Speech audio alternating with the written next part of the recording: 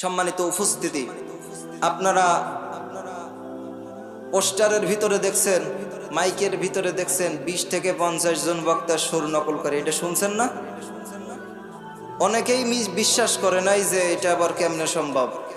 যেহেতু আলেমরা বসায় রেখে বা আলেমদের অনেক, যদি আমি কথা বলতে যাই অনেক রাত হয়ে যাবে, এই জন্য বেশি কথা বলা যাবে না। আমি আপনাদেরকে কয়েকটা মিনিট কমিটির কাছ থেকে অনুমতি নিব, নিয়ে আপনাদেরকে কয়েকটা কণ্ঠ শোনাবো। এখন যদি আপনারা অনুমতি দিবেন তাইলে লিল্লাহে তাকবীর। আমি যদি আর কখনো টাঙ্গাইলে আশেপাশে এসে দেখি, আমি দেখি যেই সমস্ত যুবক ভাইরা আজকের মাহফিলে আসছে, এই মুখ আমার মতন কি জানি কয় মাকুন্দে শার্ট, এই শার্টগুলাকে আমি দেখতে চাই রসুলের সুন্নত দিয়া ভরাইছেন। পারবেন ইনশাল্লাহ যুবক ভাইরা? আমার এবার কইেন না যে হুজুর আপনার দাড়ি কই। আমার দাড়ি ওঠে না, কি করবো কয়। আমারে কয় যে হুজুর কয় আপনার বয়স কত? বয়স মাত্র 25। হ্যাঁ, বিয়ে শাদী করছি, মাত্র একটা মেয়ে হয়েছে, 2.5 বছর। এতে কি দাড়ি ওঠে? অনেক যুবক ভাইরা আছে যে দাড়ির জ্বালাই সে একেবারে সে মুখ দেখা যায় না। আর আমার দাড়ি নেই। যে মুফতি আমির হামজা একটা কথা বলে যে আমাকে একজন প্রশ্ন করেছে, ভাই আপনার দাড়ি ওঠে না কেন? আপনি তো পিছে হুজুর। আমি বললাম চিন্তা করার দরকার নেই, আমার পরিবারের ভিতরে সবচেয়ে বড় দাড়ি আমার। আমারে বলে বাচ্চা হুজুর, আমার নিজেরই একটা বাচ্চা আছে। ভাই কথা বলে না কেন? এটা কার সুর? চেনেন না রে? আরে ভাই ইনারে যে না জানবে সে আর মানুষ হয় কি করে? আমি আর কি করেছে আবার মনে করেন না? সত্যি সত্যি না, মানুষ যদি না হয় তাহলে তো সে কাকতারুয়া হয়ে গেল। সম্মানিত ভাইরা, 5টা কণ্ঠ শোনাবো আজকে। আচ্ছা, সে বাড়াই দেব। এই তো দিয়ে যান, আসে।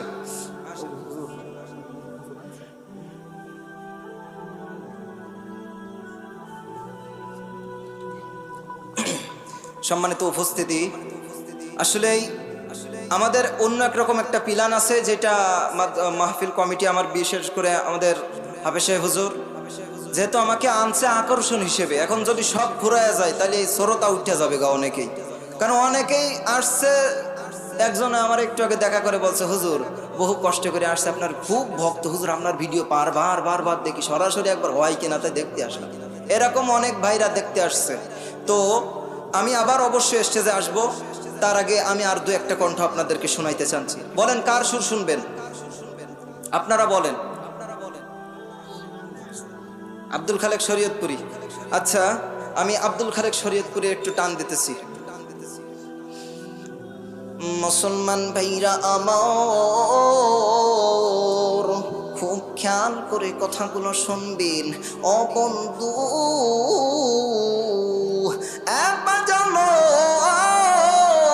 খুব খেয়াল করে কথাগুলো শুনবেন। ও আমার যুবক ভাইরা, যারা মাহফিলের ভিতরে এসে বসেছেন, আমি আপনার কাছে হাতে ধরে পায়ে ধরে বলতে চাই, বন্ধুরে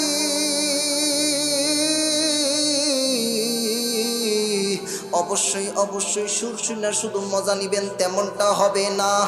আমি আপনাদের কাছে দাবি করব, আল্লাহ যেন আমাদের এই মাহফিলটারে কবুল করে নাই। বলেন আল্লাহুম্মা আমিন। এইবার কাটটা শুনবেন, বলেন কোয়াকাটা।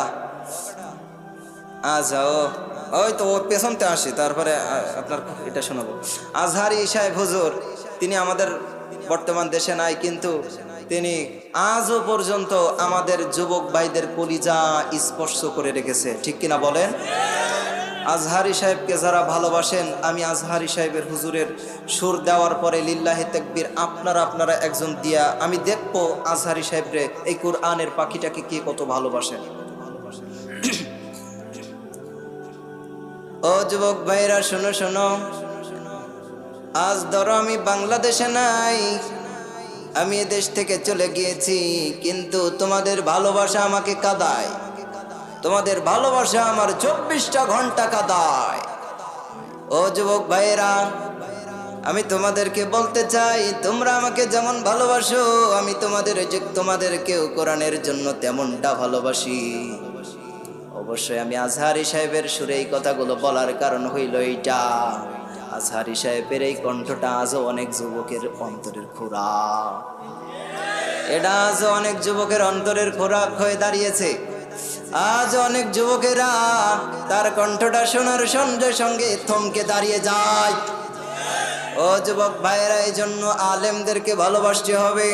শুধু আজহারি নয়, শুধু আমির হামজা নয়, শুধু হাফিজুর রহমান সিদ্দিকী নয়, আর বিশেষ করে আমি আপনাদেরকে জানাতে চাই, শুধু সুর শুইনা আনন্দ নিলে হবে না। এই আলেমরা যেই পথে চলে এই পথে চলার দরকার আছে না নাই? এ যুবক ভাইয়েরা যারা এখনো বাজারের ভিতরে ঘোরাফেরা করতেছো, তাদের বাজারটাই আপন হয়ে গেল। এই কোরআনের এই সুন্দর ময়দানটা কি তাদের আপন না? অবশ্যই অবশ্যই আপনাকে কোরআনের পক্ষে আসতে হবে। আর যারা কোরআনের পক্ষে আসবে, এই যুবকেরা যেদিন কোরআনের পক্ষে আসবে, এই বাংলাদেশে কোরআনের রাজ কায়েম থেকে কেউ ফেরাতে পারবে না। এই জন্য যুবক ভাইয়েরা, তোমাদেরকে ঠিক হইতে হবে। তোমরা ঠিক হলে সারা বাংলাদেশে ইসলামের পতাকা পটকর করে উঠবে। চিল্লায় বলেন ঠিক কিনা?